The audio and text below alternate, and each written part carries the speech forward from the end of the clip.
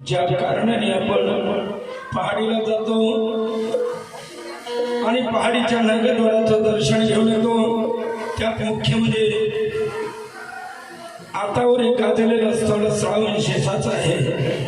आणि म्हणून त्या श्रावण शेषाची हकीकत जी घडली तेव्हापासून नागाद्वारे हे स्थान प्रकट झालं आणि आपण सर्व भक्त मंडळी त्या ठिकाणी जातो आणि दर्शन घेऊन आपल्या घरी येऊन पाचवार करून देवाचं पूजन करतो. संपूर्ण वर्ष आपलं सुखावले जातं. आणि म्हणून एक श्रावण शेषाचं गीत, त्याला बारी असं म्हणतात, प्रस्तुत करतो आहे. श्रोते सज्जन मंडळी लक्ष द्याने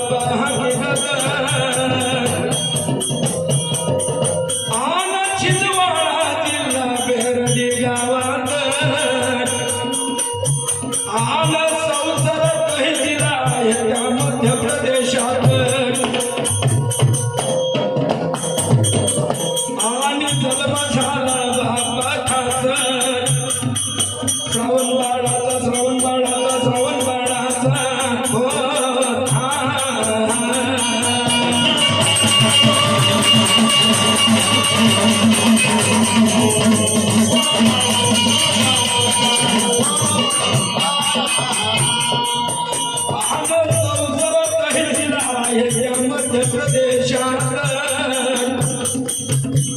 आन छिंदवाडा जिल्हा बेरडी गावात आन जन्मझाला खास श्रवणबाळाचा या शिवशंकर राजा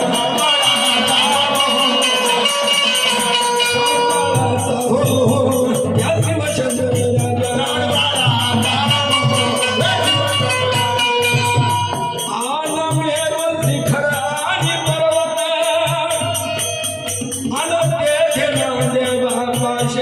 शाही भगवंत आणि भक्त नाना परिचय करती नवस. ठेवा पुण्याचा ठेवा पुण्याचा ठेवा पुण्याचा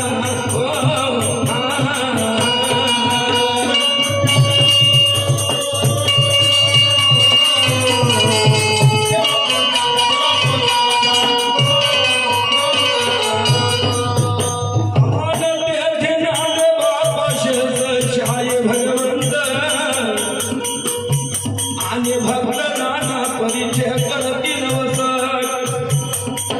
ठेवा पुण्याचा या शिवशंकर राजा पुण्याचा या शिवशंकर राजा. आणि अशी एक पुण्य काळाची गोष्ट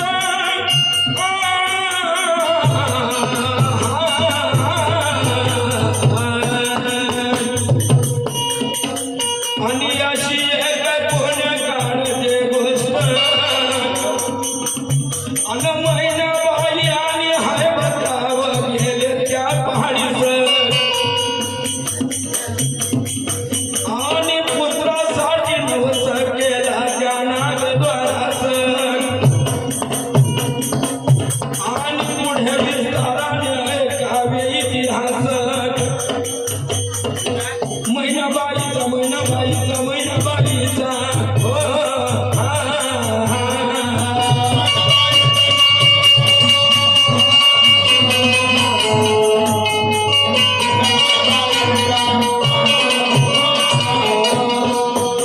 पुत्रासाठी नवस केला बापा त्या नागद्वारास. मैनाबाई फक्त नागद्वाराला जातात. हे शंभू महादेवा मला एक पुत्र व्हावा अशी माझी सदिच्छा आहे. माझ्या कुठे संतान नाही आणि म्हणून मला संतान व्हावं. तेव्हा ते आणि मैनाबाई त्या भोलेनाथाला नवस करते की देवा मला जर एक पुत्र झाला तर मी तुझ्या डोळ्याला काजळ भरीन आणि शेषरी माझ्या बाळाच्या गळ्यामध्ये घालेन आणि मी माझ्या बाळाला पहाडीमध्ये घेऊन येईल असा नवस त्या मैनाबाईने आणि त्या नागद्वाराला गेला. पुत्रासाठी नवस केला बापा त्या नागद्वारात. आज पुढे भिक्ताराने गावे इतिहास मैनाबाईचा हो हो शिव शंकर राजा मैनाबाई.